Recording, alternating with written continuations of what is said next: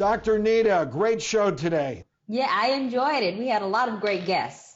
What really struck me with Shaletta, what a remarkable person. What a wonderful lady who went through such a tragic event with her family, losing 5 family members to carbon monoxide poisoning, and now making it her personal crusade for the prevention of carbon monoxide poisoning.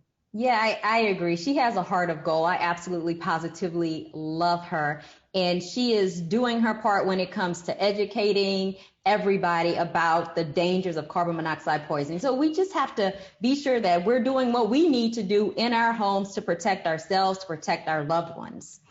Well, that is going to be today's daily power prescription, is make sure you have carbon monoxide detecting devices.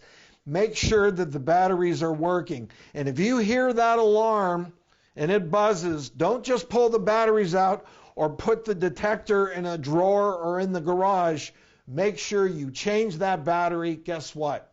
Those batteries, that detector may save your life and the lives of others. So don't skip that beat. For anything you missed on today's show, make sure you visit us at thedoctorstv.com.